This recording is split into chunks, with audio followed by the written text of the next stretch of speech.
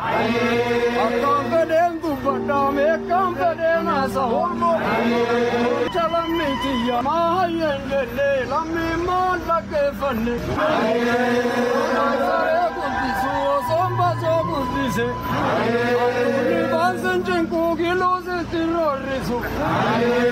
Aduunla guddisu osoon goota guddise.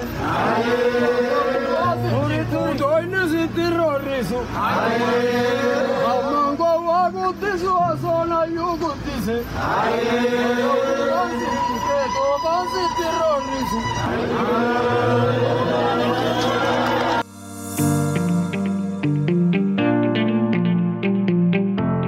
Welcome back. Baganagaan deebitan, baganagaan dhuftan. Kun podcastii Ilma Hormaati.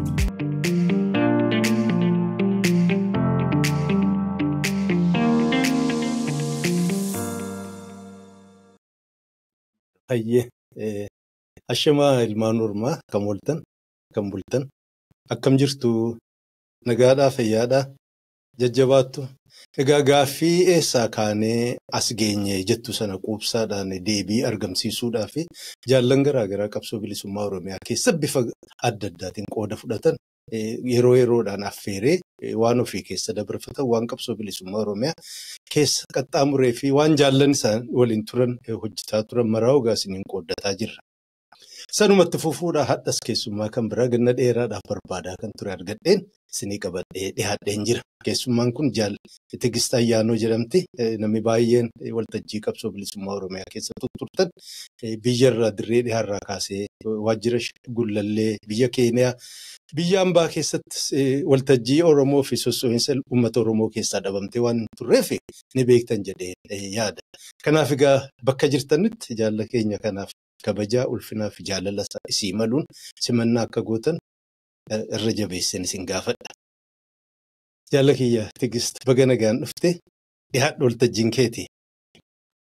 Fayyaate abbaa giddii galatoomii na barbaaddee waan qoda qabsoo Oromoo fi baasee seenaa qabsoo keenyaa akka dubartii tokkootti waan beeku akka himu waan na barbaaddeef guddaa galatoomii. Ati jaalla kiyya yeroo dheeraaf wal beeknaa. Gullallee jalqabnee amma Keeniyaatti kunaan biyya hambaatti immoo si argeen beeku yeroo dheeraaf garuu baay'een gammadee amma sagalee kee dhaga'u kootiin guddaa si galateeffadha carraa kana naa kennu koofillee. Hayyee dhugumaan akkuma atu jette ganna dheeraan hamtuu toltuun waan uummanni Oromoo keessa darbaa ture kana keessa wal quba qabna. Kanaaf irra deebinee hadha kun waltajjii kana gubbaatti wal arguu keenyaaf atilleen waamichaan sii godhee fi maaliif illee tun sodaatiin dhuftee yaada kee seenaa ofii keessa dabarfatte qooda sii fi dubartoonni ilmaan Oromoo keessa dabarfatan qoodatuuf asitti argamu keeti banaaf hedduu gammachuun na dhagahama. Akkam jirtaa dursee nagaan kee fayyaan kee? Baay'ee nagaadha. Guddaa galatoomii ati akkam jirtaa? Ani kunoo bakkuma san jirta ajaa'ibaan dulloomee namillee karaa irrattu nan beektu. Areeda duwwaatu addaate malee isaa akka gaarii jirtaa. Addisuma duriiti jedhu moluun. Addisuma duriiti. Areeda beekaa addisee fakkaata soo. Lakkii asin jirru bubbulleerraa muciyyoo tokko jirti ijoollee warra Jimmaati waan tokko naa gaggaafadhuun waan isin jettu nuyi bari gufuu ibiddarraa hafe jetti. Dhugaadha barri isaallee bara dheeraadha beekta. Yes indeed. Bara dheeraadha egaa hordoftoonni waan ati keessa dabarfatte waan jaallan kee keessa dabarfatan keessaa dubartoonni Oromoo waltajjii kana gubbaatti ammallee gahinsaan qooda dubartoonni qabsoo bilisummaa Oromoo irra godha afaan isaaniirraa hedduun dhageenye waanuma warri dheeraa darbee yaadatanii dubbatan malee sun immoo gahaa miti. Kanaaf atummaarraan jalqabuu fi Tigist Ayyaanoon adda bilisummaa Oromoo fi Tigisteessa walitti dhufanii kanarraan fayyaa ta'e. Fayyaa ta'e atis Tigist Ayyaanoo fi adda bilisummaa Oromoo bara ani jalqaba Finfinneetti dhaladhee guddadhee dhugaa dubbachuu fi kiiloomeetirii 25 Finfinneerra ba'een beeku. Warra Akaakayyuu sabaabilee sun isaaniitu dhalatee anis achitti dhaladhee afaan Oromoo kanallee bakka itti baradhe bakka qabsoo dirree qabsoo irratti. So seenaan isaa dheeraadha. Asoosaatti ittiin ba'e qabsoo kanatti asoosaa naannoo asoosaatti dhimmaaf deemeen ture. So lolli asoosaa namni yaadatu ni jira for sure bara isaan hin gaggaafatiin kaammati. Bara isaa yookaas. Warra seenaa qoratuuf dhiisna. Dhiisna sana. So bara sana lolli asoosaan yeroo ture achiin ture. Lolli mootummaa Dargii fi Adda Bilisummaa Oromoo humna warra Eertiraallee achi lolaa turanii. Naannoo sunitti waa'ee ABO'n kun akka malee haasa'ama. Akka malee haasa'ama yeroo isin jedhu akka shiftaatti, akka warra nama nyaatuutti, akka nama saamutti. Ani immoo nama biyya Finfinneerraa nama ba'ee hin beekne. Yeroo carraan yeroo walitti fiduu jira. Namni baay'ee yeroo lolli sun ka'u baqatee ba'e magaalaa sana keessatti. Ani kun warra didee keessa tokko. Maaliif ajjeesu wanni jara sana ilaaluun narra jira. Akkasumatti ofitti hime. Dhugaa dhaga'een beeku. Oromummaa kun nan beeka. Afaan Oromoon kun afaan iccitiidha mana keenya keessatti keessumatti mana Akaakayyuu fa'aa yeroo deemnu afaan Oromoon afaan iccitiiti. Oromummaa kun nan beeka. Akka Oromoo taaneen beeka malee waan gara biraa sanaan achi waan beekuun qabu. Dan lolli sun ka'ee namni yeroo baqachuutti ka'ee ani achitti akka hafu murteesse. Akka carraatee lolli hammachaa yeroo deemu karaa baadiyyaa asoosaatti akka deemnu nutti himameeti deemne baane. Dan waraanni kun waraana bilisummaa Oromoo lolee bakka nu jirrutti ga'e jechuudha. Amma haxxee isaan hidhatanii keessa seenne dhaabadha jedhanii akka nama warra loltuu wajjin deemaa turre tiriit nu godhanii garuu booddee siviiliyaans ta'uu keenya eeganii beekanii booddee walitti nu qabanii nu haasofsiisanii maaliif baqattu eessa deemtu waan akka kanaa gaaffiin ture. Anaan namicha sanallee na yaadadha. Ammallee ajaja waraanaa Kadir jedhama. Rifeensa guddaa kan qabu ija dimeessee lola keessa guyyaa meeqa rafne jedha. Maaliif baqattaa jedhee anaan na dubbise. Ani hin baqanne jedheen afaan hin beektu jedhanii warra bira jiranii. Akkasitiin isheen kun nu wajjin deemuu qabdi jedhe. Amma dhugaan dhufnaan xiqqoo akka sodaadhu ta'ee jarri nu wajjin turanii na yaadadha obbo nama Xilaahun Irranaa jedhamuu fi nama tokko nama obbo Yaadessaa jedhamu namoota gurguddaadha. Hin kadhatanii hin dandeesseen deemtu waan akka kanaa jedhaniin. Naan immoo garaa keessa dhugaa sodaanaa jiraattu malee arguun barbaada jara sana jedhee sammuu ofitti waan himee fi homaan jennee so faayinaalii isaan wajjin deemuun nu mudatee jechuudha. Karaa qabsootti akkasitti isaanitti hin dabalamee yeroo karaa dheeraa miillaan deemnee kaampii Bokoree jedhamu tokko boordara Sudaanii fi Oromiyaa ceeneetii jirtu tokkotti deemne. San jaarsu nama baay'ee immoo nu bira hambisee namichi garuu yeroo achi geenyu jaarsolii na yaadadha jaaldaawudha achi ture. I think jaallee milkeessaa ta'u namni gara barasaa achi ture nu haasofsiisanii nutti himanii jechuudha. Nu shiftaa miti humnaan illee akka namni isin fiduu hin barbaannu sitti himu dhugaa sana rakkina jira dhiphina jira wanta kana keessa turuu hin barbaadda yoo ta'e malee siin gaggeessinaa waan akka kanaa jedhanii namatti himu. So qabsoo kana deemuun narra tureef duraan murtaa'e jedha namicha abbaa gadaa jedhamu sana yaadatta abbaa giddii. Akkas anaan achitti duraan murtaa'e waa'ee keenan jechaa ture. Maaliif sodaa tokkollee malee akka achitti hafu murteessee fedhii keessi gaafatu jalqaba garuu jarri humnaan dhuftee jedhanii siin hambisanii. Dan akkasitiin achi ture. Leenjii karaa Eertiraa nama baay'ee dhufe yeroo sana lola sana keessatti ijoollee humnaan achi geeffamte namni jaalalaan dhufe baay'ee garmalee.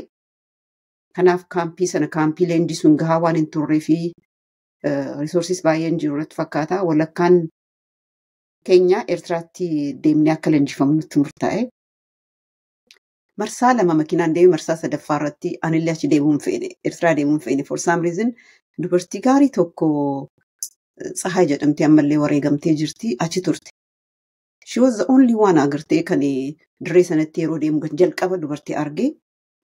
So nama haasaa toltu nama qabbanooftu kophaa ishee turte achi naan haasoftee natti himtee namni baay'ee yeroo dhufu qabsoo Oromoo kana waaqayyo isin haa gargaaru jedhee nu bira deemaa. Kanaaf qabsoon Oromoo kanaaf humnaan itti dhibu dadhabne waan akka kana jettee natti himtee ishee biratti hafuun barbaade kaampii isheen jirtutti garuu warra leenjistoonni immoo achi deemuu qaban jedhanii achiin deeme. Eertiraa deemnee Eertiraa dubartoota nama yoon dogoggoruu baay'ee nama 350 olii kan gaafas nu wajjin leenjifame. So humna guddaa achitti barahaa baarkaa keessatti laga baarkaa keessatti leenjifamne baatii 7. Namooti yeroo sana shaabiyaanis ijoollee booji'amtee kun walakkaan warra OPDOf walakkaan immoo nuuf kennanii turan.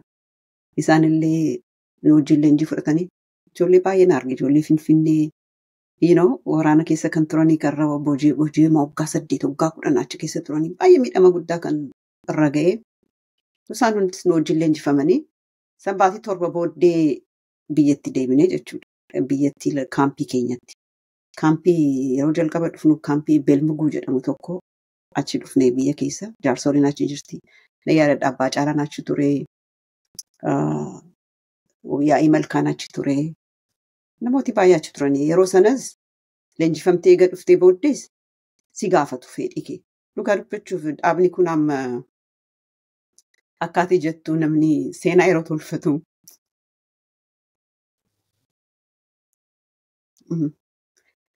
Dhaaba kana xureessu baay'ee na gaddisiisa. Maaliif dhaaba seenaa qabeessaa, sirna qabeessaa, waraana naamusa qabu, so discipline yeroo gaafa dhufnee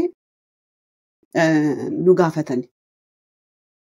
Nama tokko nuyi mootummaa mitii, waraana hirphee lolaatii, beela qabnaa, rakkina qabnaa, kan jiraannu kun daggala kana keessatti waan uffannu uffata tokkittidha. Madaa'u jira kana murteessiteertaa jedhanii duraan si kakkachiisu dura si gaafata. Nama barbaadu jedhee nama gaggeeffame nan beeka. Manatti nan gala kan jedhu. Ani kan na gaafate jaalli milkeessaa ture na yaadadha. Natti qosaa ture afaan hin beektu jedhee. So kan si dhibu baatii 7 sana keessatti afaan baradhe. Sammuu keessa waan jiruuf natti fakkaata. Natti ulfaanne. Carraanis maaliin argadhee namni dubbatu hin jiru. Namni afaan kanasitti dubbatu hin jiru. Afaan Amaaraaban. Kanaaf dirqama barachuun dirqama ture. Baay'ee isaanii baay'ee sarpiraayiz ta'anii jaarsoliin baay'ee sarpiraayiz ta'anii baay'ee gammadanii. So na gaafatee jaalli milkeessaatu na gaafatee ani amma hin jiru innis wareegameera nama dhugaa tokko ture nama qabsoo nama dhugaa. Natti hime nuyi akkasii beela jira rakkina jira. Madaa'u jira, du'u jira, kan wajjin akkasitti dhiphanne yoo rakkanne galuu dandeessaa si gaggeessina kan jedhu. Yeroo 2-3 na gaafatan. Noon jedheen akkasitti isaan wajjin ture gammachuu guddaadhaan. Kuni jireenya koo keessa chaaptarii baay'eetti gammade. Yeroo yaadadhu kan abjuu natti fakkaatu. Dhugumatti sitti himuuf waan baay'ee kan itti yaadadhu kan Oromummaa kootti baradhe caalaa kan afaan kootti baradhe bakka haqa bakka dhugaa bakka abaluun guddaa bakka abaluun xiqqaan jirre namni hunda kaayyoo tokkoon akeeka tokkoon duwwaa bakka itti deemu uffata akka tokko ka uffattu kophee kee laastikii hunda keenya maanguddoon gurguddoon jalqabanii amma dhumaam leenjiyaan kaleessa leenjifame hunda lafa rafaa nyaata darabeedhaan tolchitaa. Huccuu kee torbaan guyyaa tokko laga butee dhiqxaa abaluun jaarsadha yookaan immoo seentiraal komiteedha nan dhiqaaf wanti jedhamu hin jiru. Hundi taraa galchee nyaata isaa hojjeta. Kanaaf bakka dhugaa bakka qabsoon dhugaa bakka ilma namaa bakka dhugaa sana argitu sana ture. Kanaaf baay'eetti gammada jireenya koo keessatti wanti san irraa fudhu dhugaa sitti himuuf. Tajaajila guddaa qabaachaan ture ani immoo maaliif ijoolleen na jaallatti ijoollee Finfinneetti jetti afaan hin beektu jedhanii addan ture isaanirraa. Kanaaf jecha baay'ee na kabaju na jaallatu na tajaajilu na baay'een jaalladhaan ture yeroo baay'ee gaarii qabaanne sana booddee dirree kaampii turre booddee dirree ramiddii keenyatti deemuun nu mudatee na yaadadha afaan kanaan karaa kaartuum deemtee meebii reediyoo saabaa keessa illee afaan Amaaraan fuudhan duraaf hin dabarsina jedhanii na gaafatanii turan. Achitti hafuun feeneen maaliif ijoollee wajjin afaan Amaaraatti reediyoo kana nan godha yoo jedhe meebii afaan kun caalaan baradhu. Waa'een qabsoo kanas mi'eeffadheera amma namni qawwee harkaa qabu al tokko qawwee harkaa qabaannaan buusuun barbaaddu. Leenjii gaariin qabaa. Qawwee kee qaama keeti kana booddee. Buustu laga yeroo bunuu hidhattee deemtaa yeroo deebitoo akkasii yeroo raftu duwwaan sibira rafaan isaa qalba namaatti. Kanaaf jecha nama hin barbaadu jedheenii okke jedhanii biyya keessatti akka deemu waraana wajjin erganii jechuudha. Kanaaf kan waan tokko waan raaffanne kana keessatti amma kaampii bakka direetti amma ergamne deemnutti ijoolleen xixiqqoo Ayidaa jedhamtee guddatu baay'ee jira naannoo sanatti. Isheen kun afaan Amaaraa dubbatti jedhaniiti dhufanii na ilaalu. Takkaan dhageenye jarri kun. Inni raafadhu bakka dhufanii na ilaalu akka tokko immoo nu Oromoodha kun. Maaliif jennaan fuula kee agartu fuula isheen argitu jedhan. Fuula bal'aa qabdi. Dhugaa sitti himu bakka dhufanii na ilaalaa turan al tokkos na aarsaa al tokko booddee garuu baree maaliif akka jedhaniin bare maaliif seenaas barattuu ni jira immoo ijoolleen immoo kanaaf expose hin taane takkaan dhageenye nama afaan Amaaraa Oromoodha jedhee nama afaan Amaaraa haasa'u illoolu dan akkasitti gargar baanee bakka Bilmaggu jedhamutti Bilmaggu ammam akka turre yaadadhu baatii lama baatii tokko walakka caalaan turre dirreetti ergamne akkasitti ijoolleen leenjifamnee dhufnee wajjin gargar baane. Gargar baanee bakka adda addaatti ramadamnee ani karaa yaabus moo eessatti na erganii anyways biyyatti galuu karaa biyya keenyatti waraanni karaa biyyaa deemaa ture yeroo sana. Qophii guddaa qabaa ture waraanni biyyatti deemuun wayyaaneen dursitee malee dhugaa dubbachuuf qophii guddaa qabaachaa ture. So anis waraana sana wajjiniin akka biyyatti dhiyaadhee karaa biyyaan akka deemuun godhame.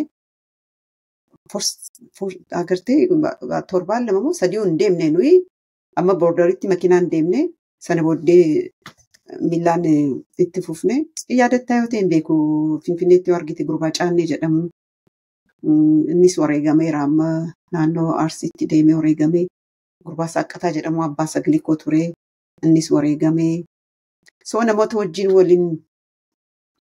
waliin ture biyya eega gallee booddee torbaan lama hin turre naannoo Caanqaa, Qaaqee, Qeebbee, Beegii kana keessa Koboor kana keessatti qaxxaamurree deemnee wayyaaneen already loltee galteerti. Nu quban qabnu turre waraanni quban qabu I don't know yoo jaarsolii gurguddoo beekuun imalti.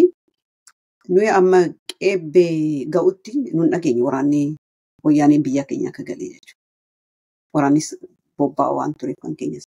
Sana achi eega geenye Caanqaa lafa jedhamutti lolatti baane lola warra SPLA fi waraana keenya. SPLA'n kun warra dargiin bobbaasee baay'ee lolaa ture waraana keenya lolaa ture. Actually waraana keenya kan booddeetti hambisi tokko lola sana lola SPLA fi waraana keenya gidduutti lolamaa tureetu naannoo dhiyaatti waraana baay'ee miidheera. So sanatti baanee beekne jechuudha mootummaan akka kufaa jiru wayyaaneen immoo akka jarjartiidhaan lafa keenya irratti akka bobba'aa jirtu hubatame. Dan ani Damdolloo yeroo geenyu abbaa caalaan dhufe akka ani Damdolloorraa karaa Ayiraa akka dhufu waraanaatti hime. I don't know akkam akka achi ga'e amma na yaadadhu garuu Ayiraatti abbaa caalaa hojii wal arguu kun na yaadadha. Oromoon kun ba'ee nu simatee maal jedhee achitti na yaadadha. dan bacaalaan amma yaadata yoo ta'e yeroo hundumaan jedhaan qawwee asumatti hafaanaan jedhee hin kennu hin jedheen qawwee qawwee asumatti hafaa ol deemnaa naan jedhee qawwee fudhannee hin deemnu amma karaa Finfinnee deemtaa soo qawwee asitti mul'istaa jennaan hin dhiisu hin jedheen na yaadadha. Danaan shugguxis hin kennaa naan jedhe. Dan dhiisee qawwee koo achitti dhiiseetiin dhufee yeroon dhufu Amboo dhufnee yeroo isaa dheeraadha akka naqqamtee bullee naqqamtee yeroo guyyaa 2-3 bullee achitti koobee nama Tamasgan jedhamu tokko na yaadadha koobee naa bitee koobee laastikii miila korraa argee koobee naa bitee yoo ol deemtee uffattaa jedhee an garuu sana baasuun barbaanne yuunifoormis qabnaa koobee koos kanuma naannichi bahee dhufe.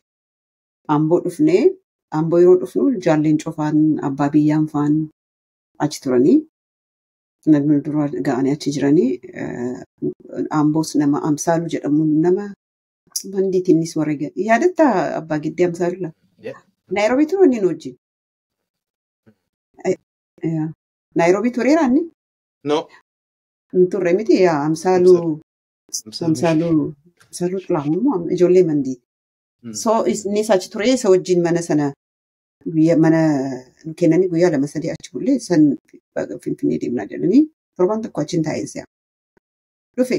Kan waan na ajaa'ibsiisu ammallee kan hin raaffanne yeroo caanqaan ture sana baasa awutoobisii kan Finfinneerraa Damdolloo deemu argee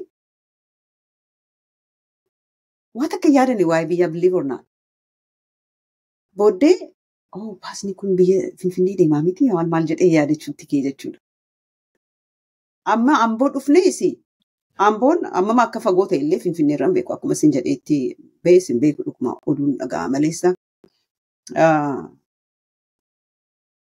Finfinnee gangee booddeellee warra keenya barbaacha yaadan. Ammas qabsoon kun akka sammuu si qabatu. Yaadanne dhugaa dubbachuuf. Dan torban tokko akkas bullee natti fakkaata Ambootti namicha nama mana nu kenne sun dhufe nu galgala nu dubbisu dhufe ijoollee isaatii ati jennaan itti hime. Quba qaburee warra keessanii naan jedhe noon jedheen sitti itti himuu naan jedhe itti himin jedheen telefoona immoo hin raaffanne kan si dhibu telefoonatti kenninaanii telefoona sana bilbilee Ambootti haadha koo fi adaadaa kootu dhufan ilaalan. Dhufanii ilaalanii hoteela Jibaatti bu'anii achi deemee asaan bura guyyaa tokko bulee isaanis ganama deebi'anii isaan hojiis nan deemaan jenne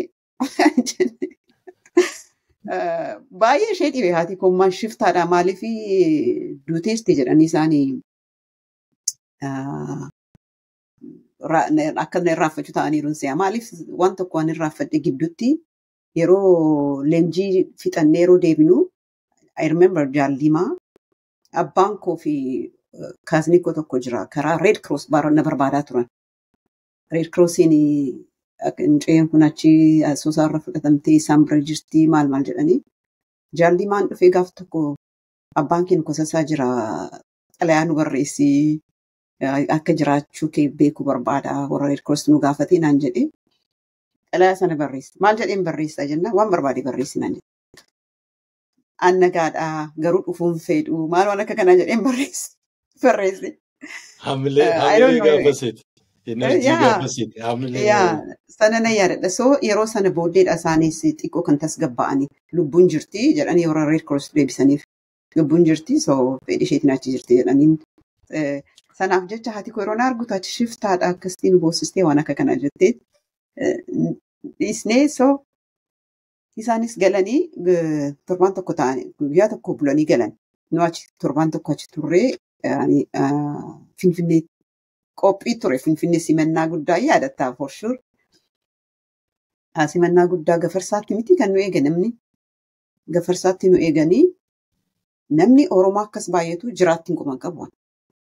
And baay'ee namatti tolaa ture. Na yaadadha. I think qawwee kun jirti si'a. Amma clearly yaadadhu qawween irraa fudhatamee hin beeku garuu waraannis dhufe waraanni buttaa tokko abdii faanii ijoollee jajjabee achittiin argee Ambootti ol argine isaan wajjin dhaabanna. Dan uummanni Oromoo ba'ee baay'ee guddaan simatee abbaa biyyaan na yaadadhaa isaanii godhellee Jaalleencoo fi abbaa biyyaatu achitti wajjin ture. So gallee Finfinneetti gallee sana booddee kan waan ta'e atu beektaa. Dhaabbuuf sana itti dhufnaa.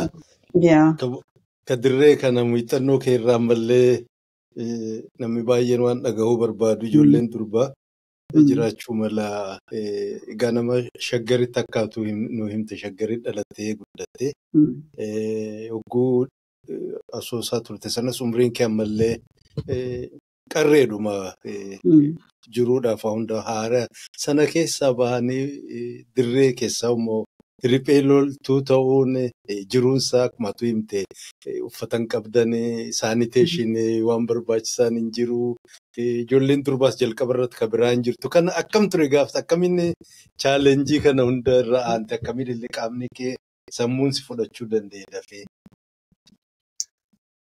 Yaa baay'ee si dhibaa dhugaadha. Wanti dhalli namaa hardshipii kamiyyuu akka danda'u sanarratti hin argina.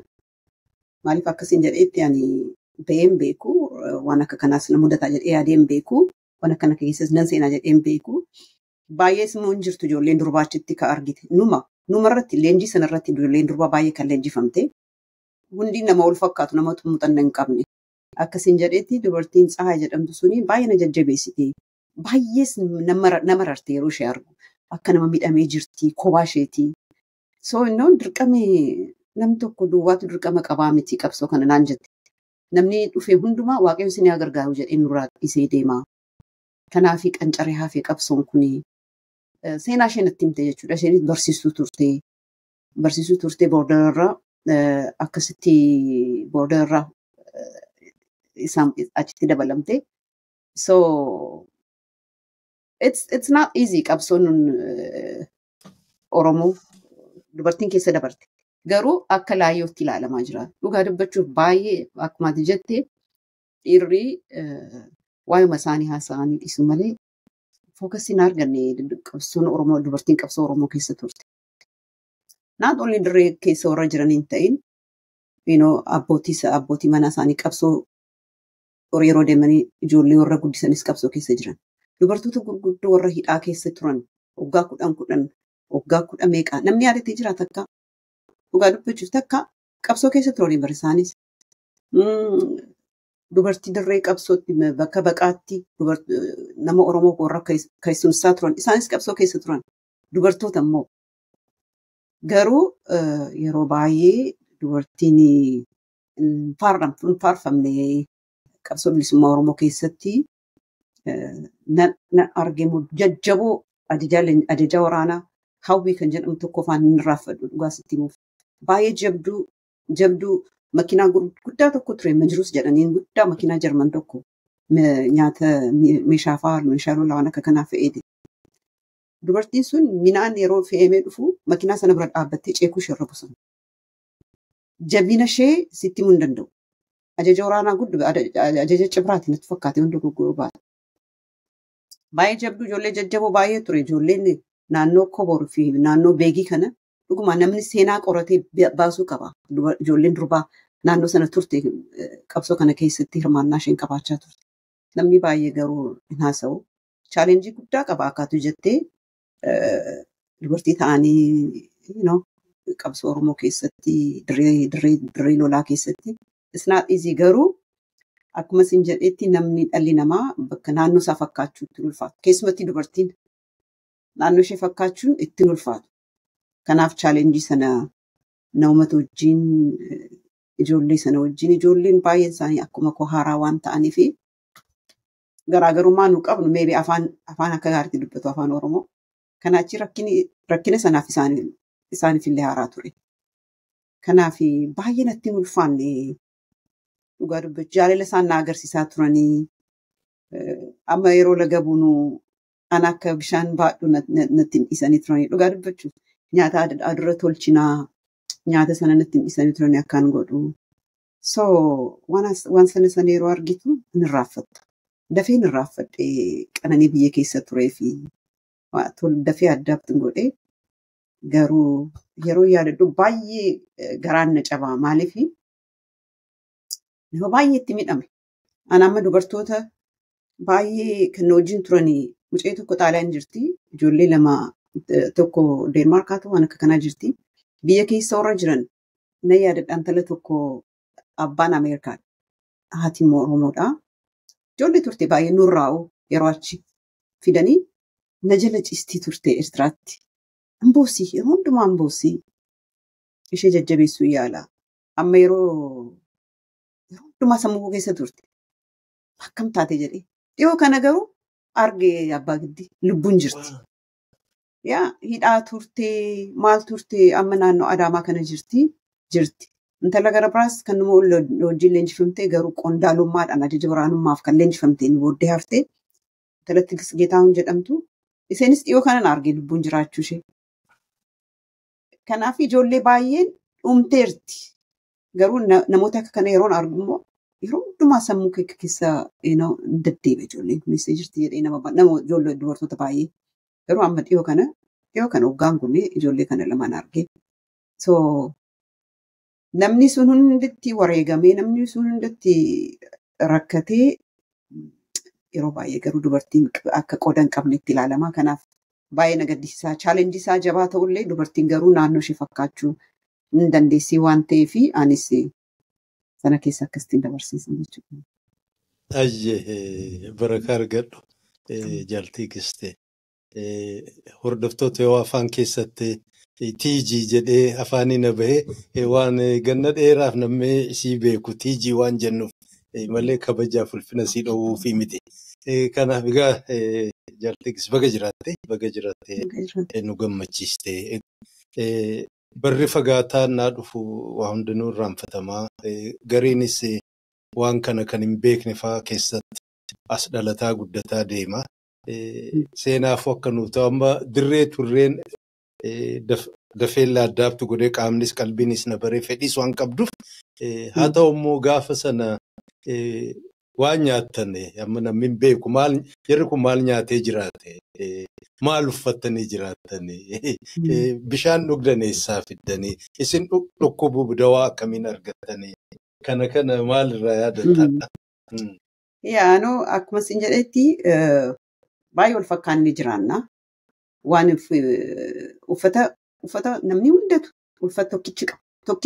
Tokkitti tiishartii tokko yuunifoormii tokko marxoo qabdaa. Marxoo sana akkas twist gootee mudhiirra hidhattaa.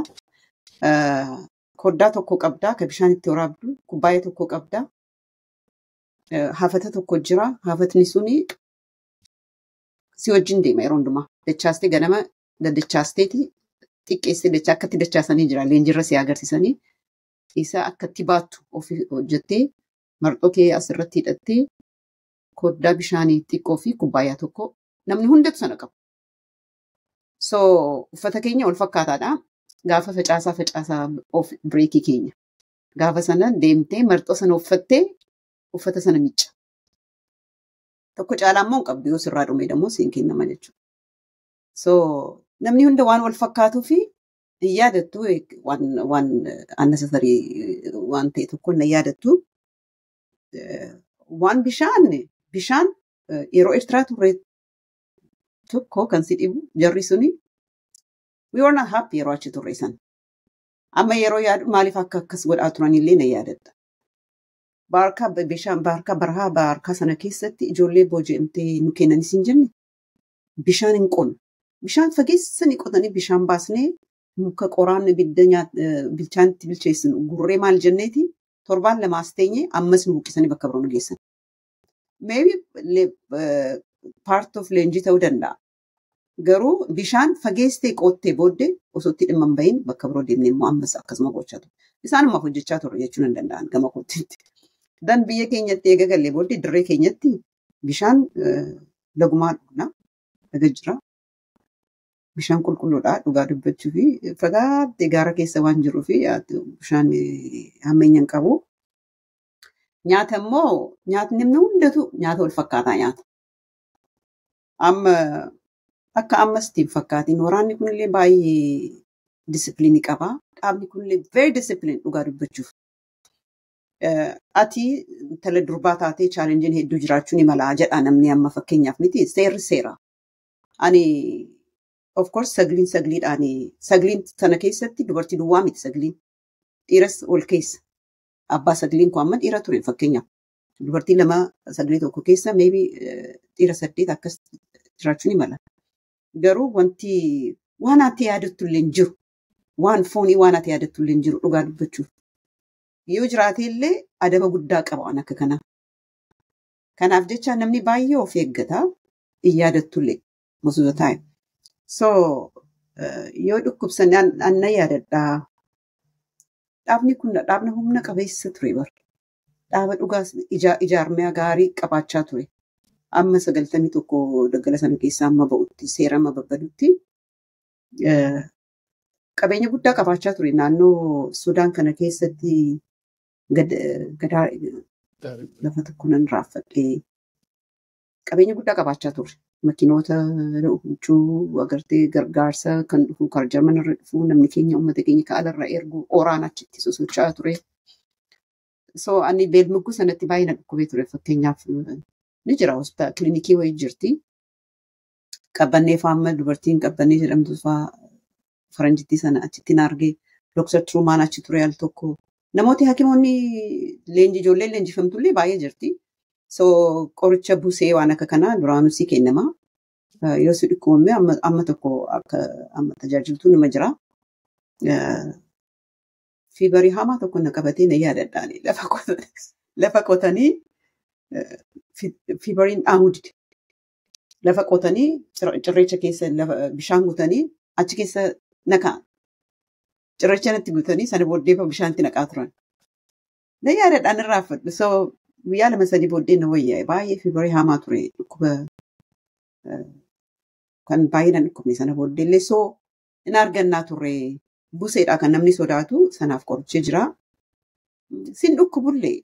I think nyaata nyaannullee exercise gootaa nyaatuma wal fakkaataa nyaattaa akkasiin jedheetti. Maal fa'aa nyaattanii?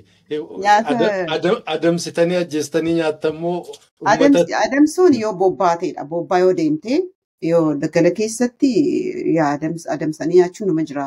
Garuu amma bobbaa deemnutti na yaadadha. Marqaa nyaatama. Marqaa yeroo dheeraaf hin nyaanne. Dhugaalillee hin nyaanne. Naayiroobii yaadatta yoo ta'e jibbee sanatti. Nyaadhu hin didee maaliif marqaan gaafa jalqaban argee marqaan maashillaadha. Gurra boobee jedhanii ijoolleen. Biraddisti guddaa tokkodhaan affeelamtiin godhamee marqamee muka ijoolleen kan muka qanqeessii jettee adoona muka akkamii akka ta'e bishaan yeroo maal jedhanii hin qosu turani Kamaal kana fa'aa Kamaal Ibrahim miti Kamaal sun. Kamaal qalbeessaa baay'ee qosaa turani. Hidda shimalaati jedhu baala tokko yeroo affeelanii akka jeeluu wayii ta'a. So marqaan sun marqamee sanarratti gannaqamee ijoolleen harkaan nyaatti. Harkaan saammattee nyaattaa guyyaa 2-3 nan didee an dhaabattee. Nan dideetii guyyaa 2-3 didee nyaata yandoo nama jedhamu ture wareegame innis. Nama yandoo jedhamu jira oh my gosh maal na yaadachiste abbaa gitti. So nan dadhabe guyyaa 2-3 nyaachuu dinnaan qaama na dadhabe. Ijoolleen itti himnaan dhufe. Hin dhufe yandooni arcumee qal'aa dheeraa tokko fudhatee deema akkasitti qabatee deema inni yeroo deemu daggala keessa. Dhufee afaan Amaaraatiin naan jedhee nyaata maaliif hin nyaannee naan jedhe. Maal nyaadhu hin jedheen. Oo waan nyaannu kun nyaata caacuutisti ta'e naan jedhe. No nyaadhu hin jedheen. Maaliif naan jedhe nyaadhu akkatti nyaadhu hin qabu kana jennaan. Oo kanuma nyaannaa kaa amma dututti sin eegnu humnaan si nyaachisaa naan jedhe. Humnaan na nyaachisuu hin dandeessu hin jedheen. Dan deemee narraa deemeen gaddee baay'ee. Deemee maal fidee dhufa qaasaa keessa kan baaqelaa akka waan fuulii fidee dhufee lafa dhaabatee banee baay'ee dadhabeen jira. Nyaadhu jedhee sana nyaadhee. Gadduu isaan yeroo argu baay'een gaddee anu. Isaanuu nyaatanii Dan bakka na dhiisan. Sana booddee waan pirootiinii wayii jira sanaa kennuu. Anis bakka xiqqoo nyaachuun jalqabee waan isaan rakkise natti fakkaata. Baay'ee dhiphatan. So biddeenis ni tolchinaa. Biddeenis sanuma biddeen mashillaadhaan tolchanii. Eeleen jira. Eelee bira mixaadiidhaan akkuma isin jedheetti taraa baanaa. Taraa nama hundatu taraa ba'a. Taraa keetiin ni tolchita. Dirqama. Maanguddoodha, xiqqoodha, ijoolleedha, wal dhiiradha kan jedhamu hin jiru. Bukeessitaan tolchita. So walumaan nyaannaa. So akkasitti jiraanne abbaa giddii. It's difficult but akkam isin jedheetti of adjust goonaanii kaayyoo qabaannaan kaayyoodhaan mitiire. Kaayyoo qabaannaan wanti hin danda'amu hin jiru. Namooti immoo agartee na caalaa jireenya beekan. Na caalaa jireenya mi'eeffatan. Achi keessa turan. Anillee ijoollummaadhaan agartee waan chaaptarii tokko darbee garuu warri jireenyi beeku warri jireenyi maal akka fakkaatu warra baran ijoollee isaanii facaasanii jireenya isaanii dhiisanii achi keessa turan. Kanaaf hunda keenya tokko waan ta'eef abaluma laf kana godhee wanti jettee waan jirreef was easy jechuudhumaaf. Ayyee barakaa argadhu waa hundaa yeroo waliin wanti hundinuu jijjiiramaa gariin irraanfatamaa namnis kadhalatu haaraatti tattaa'uu dhufu waan kan akka hin dagatamnee fi beekuun gaariidha. Kan biraa yoo hireen bakkaatti jirtu sanatti hiree argatee hogguu bobbaatan karaa uummatatti akkamiin hariiroo akkamiin itti baatan yookaan nama uummata keessa jiru gaafa isin dhufu akkam ture tartiibni seerri maal ture gaafa sana maal isin barsiisa? Yaa baay'ee kanaaf isin jedhe dhaabni kun amma yeroo akkasitti maqaa xureessanii fi naamusa dhableessaa yeroo godhanii baay'ee sina gaddisa kanaaf isin jedha. Waraanni kun leenjii gahaa qabu. Leenjii lola duwwaa miti. Naamusa, kaayyoo naamusaa, disipiliinii waraanaa, akeeka kee beeknaan ati saba kee amma shiftaa amma ni gaafa naan deeme sana nuyi shiftaa miti naan jedhanii isin jedhe. Shiftaa miti yoo nan fedhiin qabaanne as jiraachuu hin dandeessu kan jedhanii fi yoo an amma humnaan na qabanii achi taa'e yoon ganeellee shiftaan jedha miti jara kan nama akeeka qabu nama hin saamu. Kanaaf isaan saba kanaaf kan ta'e ka qabsootti baane saba kanaaf waan ta'eef saba kana biratti yeroo deemnu yeroo dhiyaannu akkamitti akka dhiyaannullee waraanni baay'ee barumsa guddaa qaba.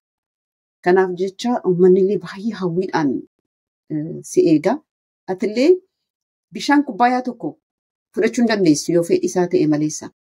Amma yoo waraanni saame yeroo jedhanii baay'ee na dhibaa bara. Baay'ee si gaddisiisaa bara. Namni waraanni saba isaaf ba'e tokko maanguddoo naannoo qabee kana gooti malee kana naa qaltanii malee yeroo cinqu waraana bilisummaa Oromoo maqaa isaa kaasuun barbaadu. Kanaaf yeroo sana disipiliinii qaba waraanni yeroo uummata bira deemtu hin bittaa jalqaba. Bittaaf naa fidaa jettaan malee nyaatallee naa kennaan jettu. Hin bittaa maallaqa keetiin bittee naannoo isaan jiraatanitti qubattee hin bilcheessita. Maaliif waan hunduma baannee deemnaa bara. Distiillee baatee deemna waraanni. Nyaata isaa baatee deema. Yoo fagaatee deemee nyaata isaa irraa dhume duwwaadha kan bitatu malee hanga tokko waraanni tokko kiiloo yoo dogoggorbaate 12 yookaan 25 baatee deema. Nyaata isaa distii isaa maal isaa kan itti hojjetu bakka hin qubateetti bilcheessa. Yoo inni dadhabame yoo sirraa dhume qofaadha kan uummata gaafattu. Uummatas immoo irraa bitattaa malee hin saamtu. Kanaaf uummatii baay'ee ilaalcha gaarii waraana sanaaf hawwii guddaa qabaachaa ture. Ani jalqaban gaafa uummatatti hin ba'ee naannoo beegiidha. Beegiin achitti qubannee dhugumaan uummatni dhufee nu simatee sangaa waa baasanii nu qalanii na yaadadha abbaa tolosaa eenyudha jaarsi suni hin bitaa ture nyaata. Waan nyaanni hundumaan kafalaa ture jaarsi. Akka gaariitti na yaadadha amma. So disipiliinii guddaa qabaachaa ture waraanni ummatichis hawwii guddaadhaan nu simatee qeebbeen ture xiqqoo qaaqeen ture akkuma isin jedheetti caanqaa sana booddee karaa ol dhufaan deeme baay'ee carraa guddaan arganne ummata gidduutti deeme hanga argeetti garuu waraannis naamusa waraanaa qabaa ture ummatnis hawwii guddaa qabaa ture kan akkatti sisimatu jechuudhumaaf. Ayyee barakaa argadhu.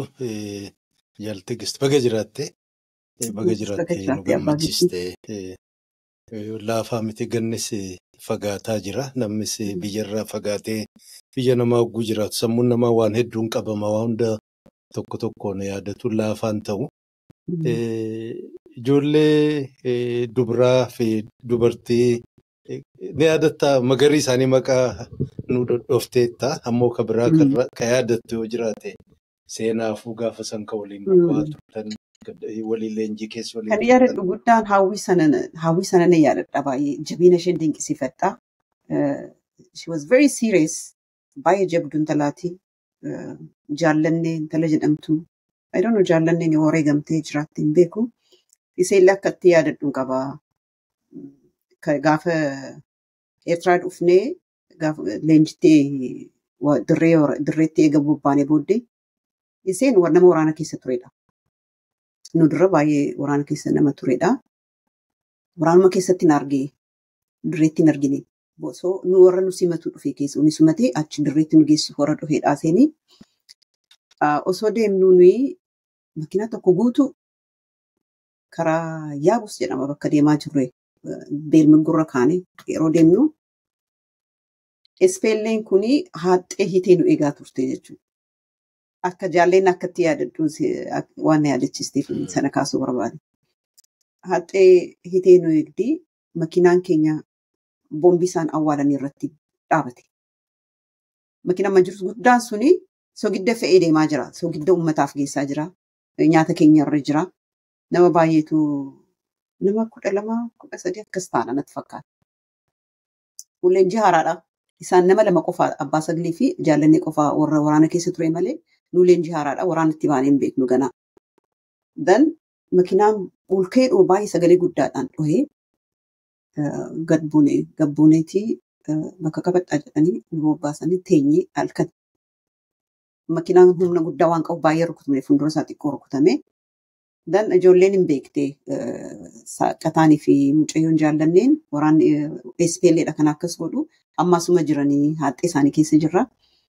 Amma isaan kan nama 2 loluuf deeman beeki nama 2 qofa. Nuyi leenjii haaraadha ganaa qawwee gaarii illee hin qabnu. Dan battaluma qabannee tatteenye osoo jirru lolli baname. Lolli banamee 2 ta'anii al tokko isheen dhukaasti al tokko ni dhukaasa al tokko ofirraa faccisan. Jarri immoo dhaabatanii loluu waan ta'eef taargeetii gochuuf nama rakkisu ture. Ofirraa faccisanii isaaf kabaree osoo kennitu I don't know akkam akka ta'e ishee qaban. Ishee qabanii nurraa fuudhanii akka ishee qabanillee kan beekne booddeedha.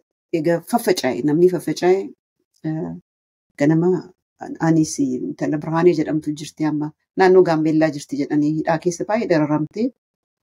Amma naannoo Gaambeellaa jirti jechuun dhaga'ee anaaf ishee fi namni abbaa saglii keessa akkata. Kophaatti nama gara biraas ijoollee gara biraas bakka gara biraaf facaate. Isheen akkasitti qabamtee yeroo kaampii keenya geenyu yaabusiin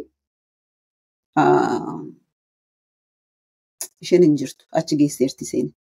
Dan isheen hin jirtu booji'anii yoo jennee osuma eeganii hin gadhiisan. Akkaataatti gadhiisan uffata ishee irra jiru hunda irraa mulqanii inni irraafadhu kanaaf inni ishee irraafadhu. Kaampii keenya fidanii akkasumatti qullaa akka isheen uumamteetti. Gadhiisanii dhuftee jaallanneeni kanaaf inni irraafannee ishee seenaa ishee maaliif akkaataa isheen lolaa turtee nama 2 ta'anii achi utaaltee inni al tokko isheef kabarii godha inni isheen akkasitti I don't know if wareegamteetti jiraattee hin beeku garuu yaa isheen yaadadhaa. Dubartii gara biraa immoo cimtu tokko dhalootaan nama bahaati nama bahaar argee garuu dhihaa Oromiyaa turtee ibsituu jedhaniin I think isheenis wareegamtee jirti. Isheen leenjii dabballummaa waliin fudhannee na yaadadhaa. Qabsoo kana keessa turteerti dura achi jirti. Leenjiif achi dhufte jedhanii isees na yaadadhaa. Kaafee kan wajjin leenjifamanii Taaddaluu Taammana intala jedhamtu amma biyya Xaaliyaan jirti. Isaan immoo faamiliidhaan achi keessa turan kan si dhibu. Ishee dura Salamoon Tolosaa obboleessaa abbaa isheeti isheen Taaddaluu Taammanaati obboleessaa abbaa isheeti Taammana Tolosaa. Araggaa, Samo'oon nama baay'ee turan isaan achi keessatti. Kanaaf isheen inni raafadhu biyya Xaaliyaan jirtiin dhaga'eera. Amma isheenis karaa Egypt kana baraan kana keessa deemtee biyya Xaaliyaan jirti. Gara biraa Jiksituu kan jedhamtuu fi Shittaayeen obboleeyyan lama turan achi keessatti. Amma isheen tokko Deenmaark jirti, tokko immoo biyya jirti natti fakkaata. Taafeen Tala Ilfinesh jedhamtu obboleettii ishee wajjin achi turte. Isheen immoo maaliin beekamte yoo jettee leenjii irratti Eertiraatti xiyyeeffannoodhaan baay'ee beekamtu turte. Xiyyeeffatanii rukutuudhaan ilaamaa beekamtu turtee fi warra Eertiraa baay'ee ishee dinqisiifatu. Waan akkamii isin gootu turte waan isaan bara leenjii irratti. Kanaaf ishee yaadadha. Yaa intala Tigist Geetahuun amman argee kan isin jedhu sana immoo jabina ishee yaadadha. Jabdu turte isheenis jabdu baay'ee ejjennoo jabaa qabdu. Isheenis ajaja waraanaatti leenjifamtee Harargeetti ergamtee turte. Harargee irratti faca'insa sana booddee kan qabamtee hidhamtee akkasitiin garuu amma lubbuun jirtis dhaga'eera. Yaa dubartoota jajjaboo baay'ee turan. Baay'ee kan nama raran yeroo yaadadhu leessa dhugaa tokko baay'ee garaan na jibba. Maaliif qabsoon kun yeroo akkas ta'u I don't know bakka ga'eeraa bakka hin ga'e hin beeku amma garuu namni meeqa akka irraa itti dhume wanta kana.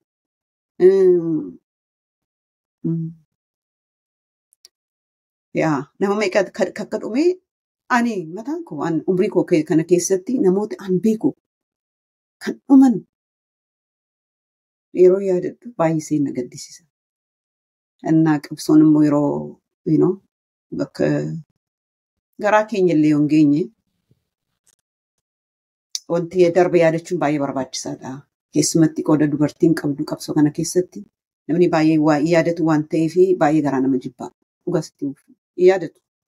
Waraana bilisummaa Oromoo keessatti dubartiin qooda gurguddaa kafalteerti.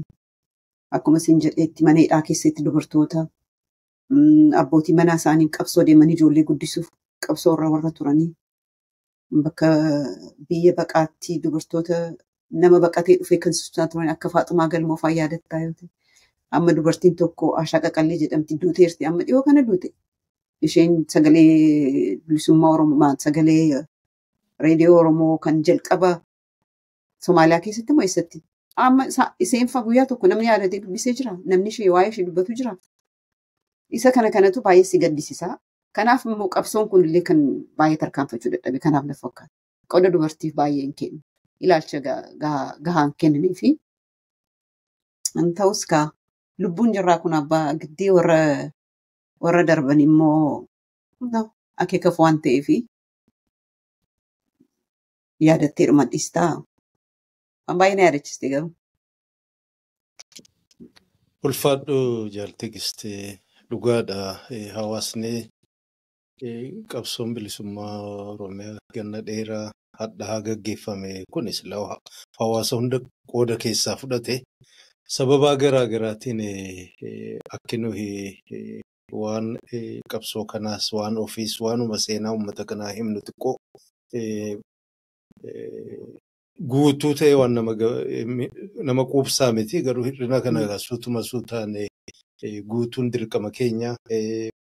Hawwanis dubartoonni gariinis aadaadhuma ta'e na fakkaata qooda ofii dubartii dhiirrinuu qooduma ofii gabbayee himachuu ammallee hin baranne akka waan qaanyii ta'eefaatti fudhata. Kanaan warri qooda gurguddaa fudhata warri uummata kanaaf jedhee wareegama qaqqaalii kafale irraanfatamaa. Qabsoon kunis waan isin gaafataa turte bu'aa amma argamee harkaa qabullee uummanni kun jabeeffachuufu kadabre sana yoo beeke malee irraanfatamaa hogguu dhufonni kunis isinumti xixiqqoon bulchiinsa naannoo maqaa Oromiyaa afaan Oromoo jedhamtullee harkaa bahuuf deemti. Yoo gatii isiin beekne jechuudha. Kanaaf waan kanarra deddeebine yeroo keenya fudhannee akka yaadatamu fagoon atis waan yaadattuuf jaallan shamarran duurran waliin turtan nu yaadachiisuu keetiif guddoo galatoomii gara fuulduraatiif yoo hamma dandeenyetti barbaanne qooda isaanii seenaa isaanii irraa dhaga'uun ilma tattaaffanna.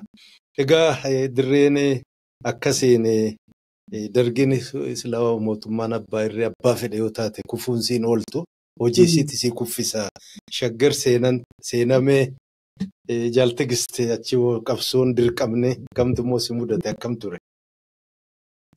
Egaa Finfinnee dhufnee naannoo Gullalleetti hojii ijaarsuma dubartiitti ramadameen hojjechaan ture. Ofiisuma Gullallee taa'ee jechuudha. Qabsoon kun baay'ee konsiimsii gooti. Dhugaa dubbachuuf abbaa giddii ani waggaa tokko achi teenya miti guyyaa muraasaadha kan warra keenya biran deemu. Nu yaadannee hin dhufu ijoollee hin dhufti achittiin isaan argaa malee baay'ee yeroo muraasa kan isaaniin dubbise kan isaanii wajjin yeroo dabarse.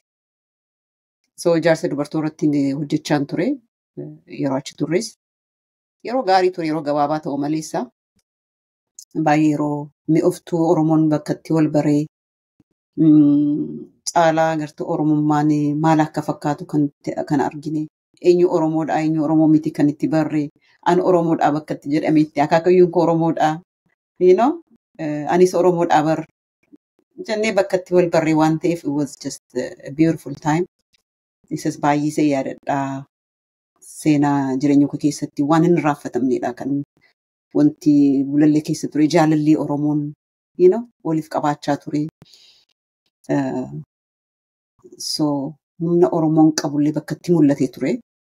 Garuu yeroo gabaabaa taate akkasitti faffacaane maleessaa it was just a beautiful time baay'iseen yeroo baay'eetti gammadeedha annis. Gabaabaa ta'e harkaa baatee malee I don't know nuti wallaalee qabaashee wallaallee haa ta'u I don't know once it was just akkanuma malee yeroo isin faa wal barre yeroo sana namooti baay'ee nu simatanii na yaadadhaa ijoollee Efreem faa amma Efreem illee as jira gruppii keessan yeroo namoota abbaa giddii faa abbaa giddii miti abbaa eenyudha abbaa giddii yaadatta nama sana nama Ambooti. Abbaa Malkaa. Abbaa Malkaa faa. Alamaayee Diroo faa. Habtaamuu faa namoota yeroo sana nu simatan keessaa na yaadadha. So it was the obbo Dinqaa yaadatta abbaa giddii obbo Dinqaa amma nama sana faa ani yeroo sana ijaarsa dubartoota irratti ramadamee hojjechaan ture. Inni mana sana keessa yeroo Minilikkitti ta'a ture mana Minilik jireenyaa achi ta'a ture waan guddaa hojjeteera magaalaa sana keessatti nama jabaa Oromoon qabdu keessa tokko of course mootummaa Dargii wajjin hojjechaa ture sana booddee warra security jabaadhaan jedhanii warra Eertiraan illee iyyaafachaa turte baay'ee nama Eertiraa ta'a ture inni obbo Dinqaan sun baay'ee jaalalaaf kabajaa guddaan qabaaf jagna wayitii naan jedha jarri keessan kuni sodaattu wayitii naan jedha maaliin jedhaan ishee kan Tigree kana bara halkan tokkoon xaragni bullaayyuu dhiisa obsa wanti jedhanii qabu jedha ishee jara kanan beekanii anutu keessa ture jedha nama sana faa galaafatame abbaa giddii obbo Dinqaadhaan akka malee qabdee ajjeeste Tigreen yeroo dhumarratti yeroo ba'u baay'ee barbaadaa turanii faana dhahaa turanii haadha manaa isaallee hidhanii baay'ee dararaa turan. I don't know yoo ajjeesan isheen beeku nama isaaniitillee isheen nama Eertiraati. Hidhaa turte garuu holataa anillee deemii ilaalii naan jedhee al tokko deemii ilaaleen ture. Tumanii baay'ee dadhabsanii turanii. So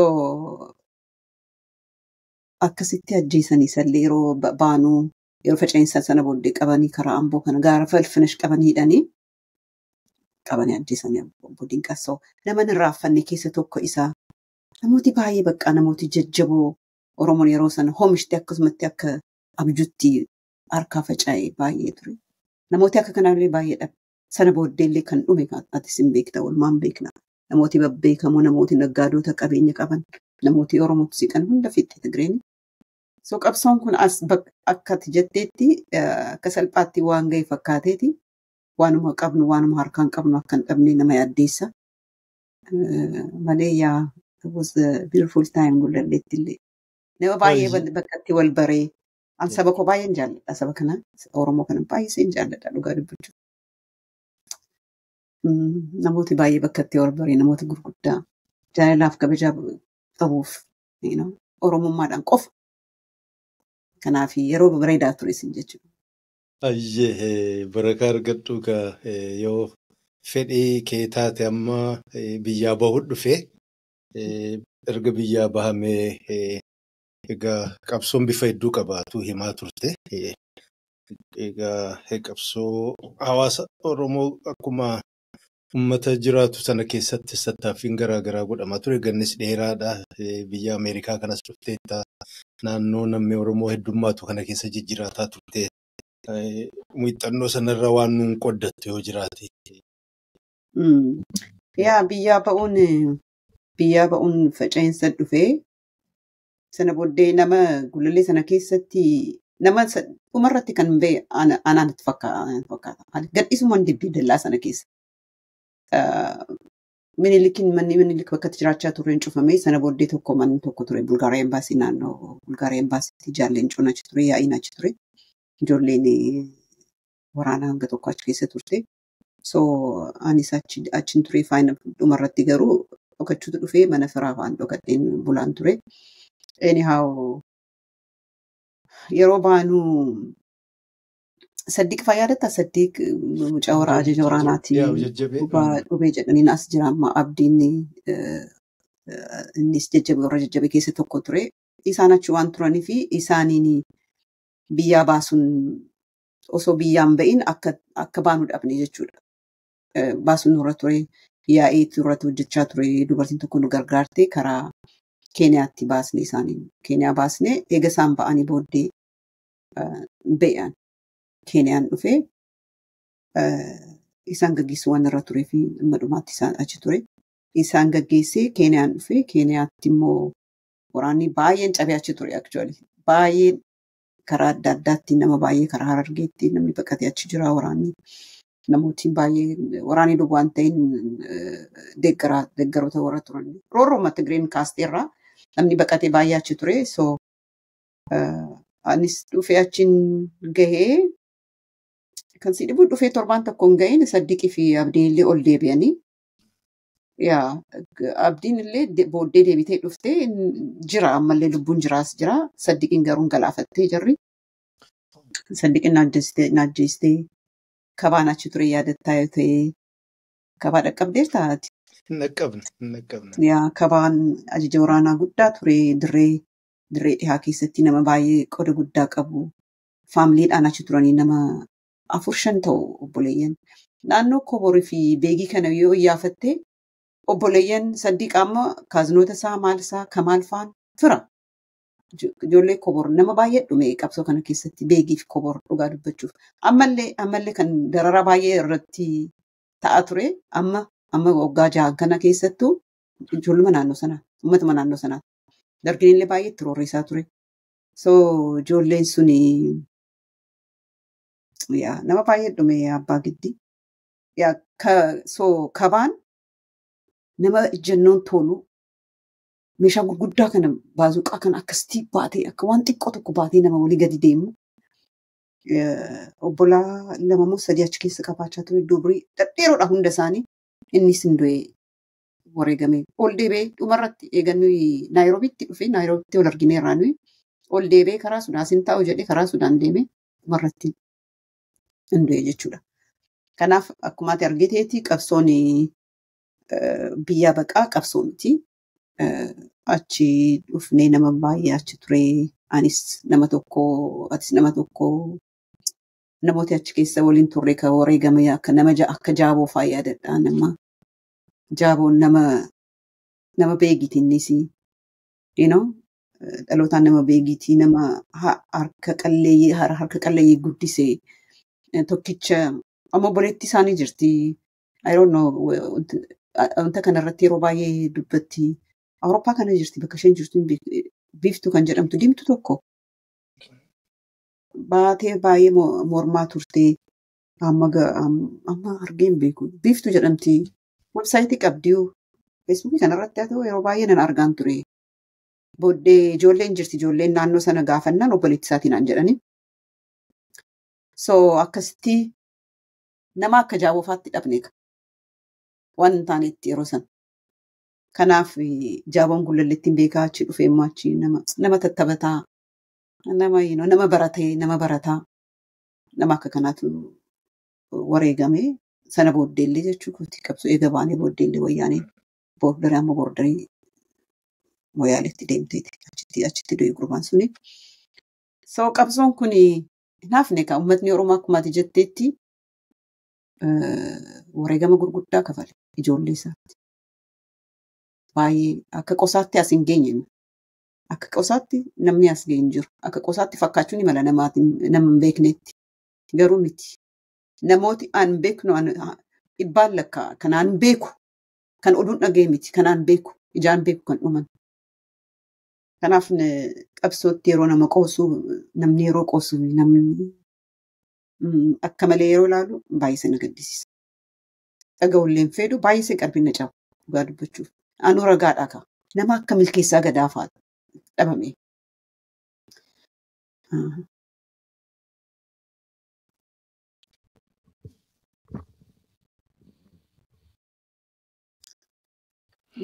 Ifama.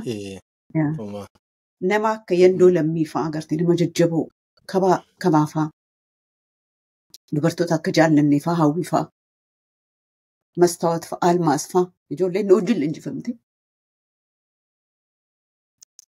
Dhumee so ani immoo carraa qabeettii waan ta'eef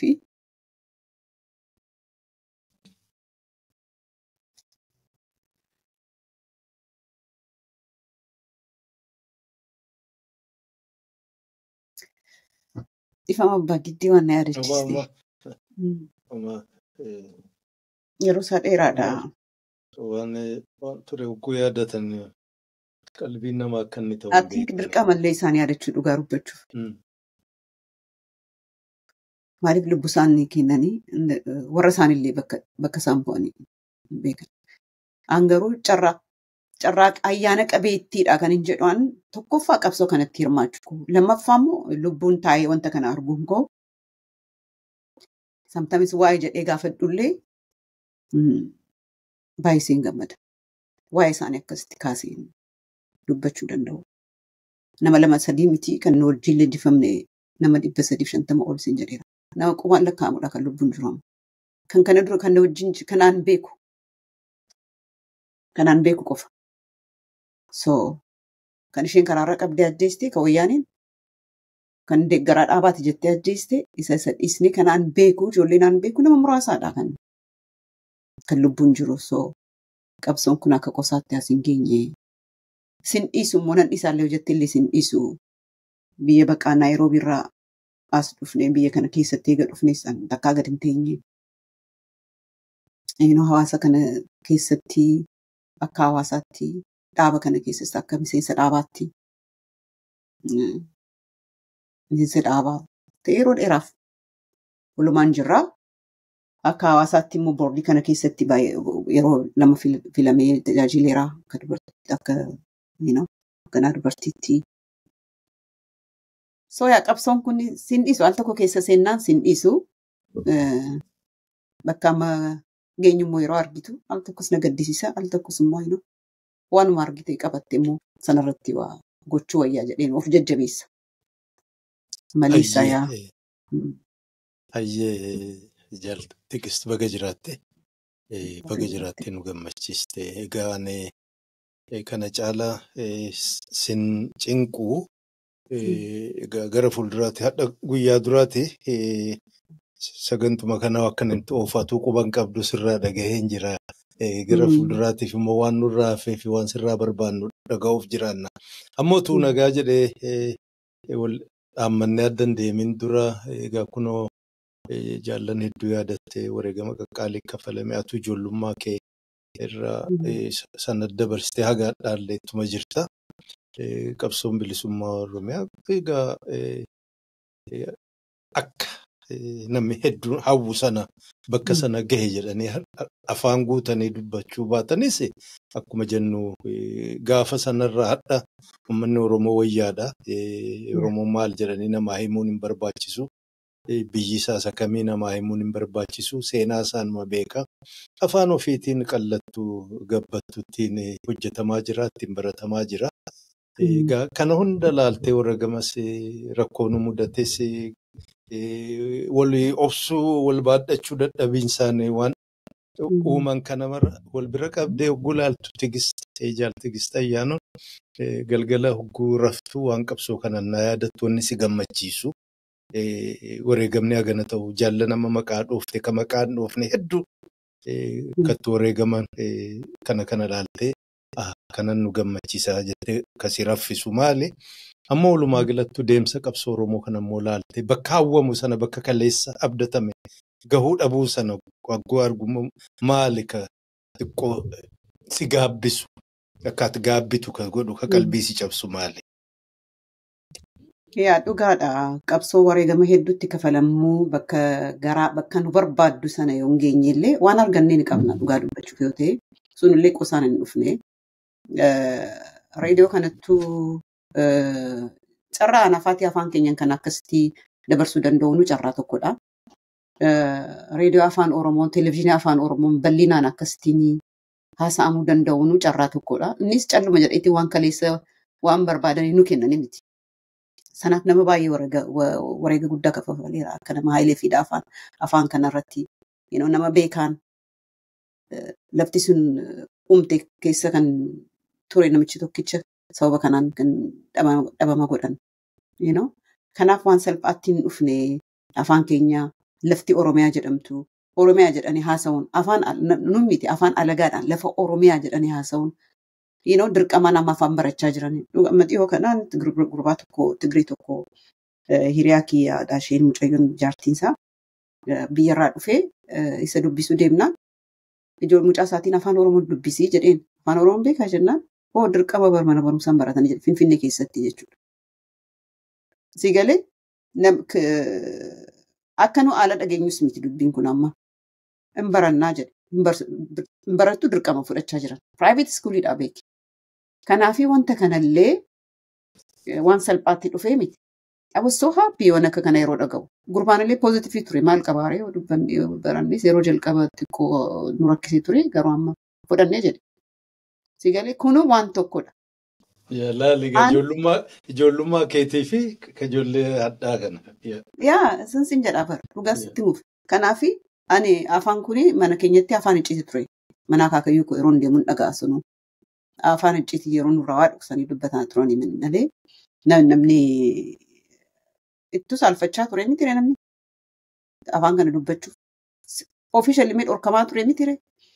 Ko at least afaan kun dubbatamaa jira amma lafti Oromiyaa jedhamtu jirti. Afaan keenya miti afaan alagaan lafa Oromiyaa jedhamtu jedhanii lallabaniin televezyiinii reediyoo keessatti sagaleen kun dubbatamaa jira, dhaga'amaa jira. Yuunivarsiitii barachaa jiran ijoolleen. Okay, maaliif fuula duraaf immoo waan dhufu hin eegganna. Of course, gahaa miti. Waanuma qabannee irratti qabnee waan irratti hojjenna sun waan tokkodha. Sunis immoo nurratti murtaa'a. Oromoo irratti murtaa'a. Kana duras 1991 waan ta'e sabuma keenyaan ta'e ammallee waan ta'e waggaa 6 darbeetti waan ta'e sabuma Oromoo waliigaltee dhaburraa ka'e. Ilaamee taa'ee waliin haasa'u anaaf duwwaa ana duwwaatu kana godhu qabaa karaa koo duwwaa ta'uu qabaa kanatu badii ta'e waan na gaabbisiisu waan na gaabbisiisu xiqqoo warra kanan argine yoo argani silaan jedha dhugaa dubbachuuf waan an argee kana yoon akka isaan barbaadan akka nu barbaannee ta'uu baatellee kana arguuf jecha afaaniif jecha afaan kana dhaga'uuf afaan kana innaanaa turre bara yeroo afaan kun dubbatamu. Afaan kun dubbatti jedhamti namni afaan kun dubbatti barkuun jedha. Sigalee kanaaf kan gaabbii baay'ee hin qabu gaabbiin kun xiqqoo maaliif silaa warra kana argu dadhaban yoo argan hin jedha. Waan immoo gochuu dandeenyu silaa warra qabsoo hoogganu uummata Oromoos waan gochuu dandeenyu silaa gochuu dhabuu keenyaaf kana waan dhabneef xiqqoo yeroo tokko maaliif tokkummaa dhabnee maaliif waliigaltee dhabnee maaliif ilaamee hin jiru wanta kana xiqqoo qarna jedha. Malee kanaachi qabsoo yeroo seentu wareegama waanuma jirudha. Of course wareegama guddaa kafalame qabsoo Oromoo irratti unnecessary ta'us garuu waanuma qabnu qaqqabanna. Hayyee barakaa argadhu Jaaltigisti gaa ani kana caalaa sin qabu akkuma jedhee ammoo akkuma keessummoota kiyya hundaa'u hiree maayyii marii keenya seenaa sirraa dhaggeeffanne kana atummaanuu dhaamsa dhaloota hadha jiruuf boriftaan illee nu duubaa dhufuuf kadhaammatti yoo jiraatte sanaan sagantaa keenya akka guduunfitu reesii kenna. Yaa dhaamsaan dhaloota kanaaf qabu dhaloota nu booddee dhufu qabsoon kuni akka salphaatti as hin geenye waan arganne kuni wareegamni gurguddaatti kafalameera. Dubartiin, dhiirri, ijoolleen, maanguddoon, qabaataan, hiyyeessaan Oromoon akka sabaatti baay'ee yeroo dheeraa jalqabee qabsoo kanatti wareega baasee waan xixiqqoo kanaan namni akka satisfaayi ta'uu hin barbaadu. Beekuu qaba. Qorachuu qaba. Beekuu qaba. Beekaasaa qabu. Beekuu qaba. Wallaalaasaa beekuu qaba. Waan qabsoo kun eessaa ga'ee beekuu qaba. Kabajaa immoo qabaachuu qaba. Namoota qabsoo kana keessatti guyyaa tokkollee qabsoo bakka diree bulee abbaa giddii kabajaa guddaa qabaachuu qaba dhugaa rabbii jechuudha. Guyyaa tokkitti halkan tokko akka isheen nama rakkistu waan hin argeef jecha. Kanaaf nama agartee namooti maanguddoota kana amma jaarsolii kanatti qubatti laatanii waan hin taanetti dubbatanii baay'ee na gaddisiisa. Kana dhaabachuu qaba maaliif isaan ijoollee isaanii facaasanii abbaa malee ijoolleen guddattee waanuma danda'anii godhanii jiranii isaan harkaa fuudhee immoo kaafeetti tarkaanfachuu malee waan isaan godhanii balaaleffachuun sirri miti. Kanarratti dhaloonni kun waa barachuu qaba. Dhaloonni kun waan argate kanaan saatisfaayi ta'uu hin qabu. Waan hafee jira. Isa immoo qooda qabaachuu qabaa kana keessattis. Kanaaf Oromoonis akka Oromootti waliigaltee qabaachuu qaba. Oromoon ani waliigaltee hamaa akka kanaa hin qabu jedheen balaaleffadhee hin beeku. Garuu marii qabaachuu qaba. Anatu caala hafuu qaba. Kanaaf dhaloota kanaaf kan jedhu wareega baay'een dhufee qabsoon kun as kan ga'e afaan keessan dubbattan kun barattan kun waan salphaan as hin ga'e jajjabeessaa qabadhaan jedhanii wal jaallachuun wal kabajuun aadaa keenya waan ta'eef sana akka irraa fannidhaan barbaada. Hayyee Tigist Ayyaanoo waamichaan si godhe kabajdee waltajjii kana gubbaatti argamuudhaan jiruu keetiin qoodaati qabsoo bilisummaa Oromiyaa keessatti qabaataa turte. Hordofnee seenaa hedduu seenaa dubartoota shamarran Oromoo baay'ee nu barsiisuu keetiif maqaa hordoftoota waltajjii kanaatiin dirree beetan baay'ee galatoomii horii bulisiin jedha. Yaatis iyyafattee na barbaaddee yeroo dheeraa booddee akka seenaa koo fi seenaa qabsoo Oromoo qoda dubartii hin qabdu akka himu waan danda'e akka yaadadhu waan na gooteef guddaa si galateeffadha. Hiriyoota koo na bira wareegamanillee akka yaadadhu waan na gooteef si galateeffadha. Jiraadhu ati sulfaadhu abbaa giddii baay'ee galatoomsiin jechuun barbaada. Hayyee galanni guddaan siif haa ta'u egaa kabajamoo hordoftoota keenya turtii Tigist Ayyaanoo waliin goone kanarra raawwata. Sagantaa taanuun immoo keessummaa kan biraa qabannee amma walitti deebinutti egaa nagaan anaa fi Tigist nagaa isin dhaammanna nagaan nu tura. Bye bye.